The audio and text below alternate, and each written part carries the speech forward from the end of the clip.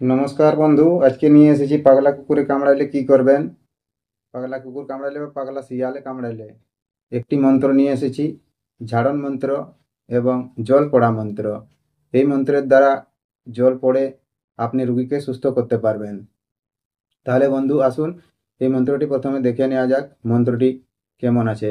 বন্ধু, মন্ত্রটি দেখবার আগে আপনাকে এক ঘটি জল নিতে হবে, একটি ঘটিতে ছোট্ট ঘটিয়ে জল নিয়ে তারপর এই মন্ত্রটি পাঠ করতে হবে। মন্ত্রটি হলো এইভাবে আছে, দেখুন।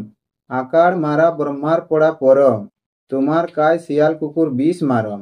আকার গুয়া আচড় মারা বিষ, খেপিয়ানা করম রিস। মারম বিষ সিদ্ধ গুরু শ্রী রামের আজ্ঞে, কামাখ্যা কালী কার আজ্ঞে।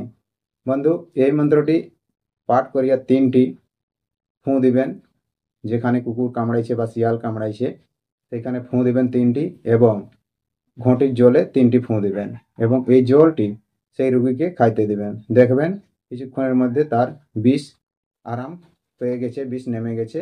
তাহলে বন্ধু এই মন্ত্রটি শিখুন আর কুকুর কামড়া ব্যক্তির উপরে প্রয়োগ করে দেখুন। ধন্যবাদ, দেখা হবে আবার একটি নতুন ভিডিওতে। ততক্ষণ পর্যন্ত আপনি আপনার খেয়াল রাখবেন।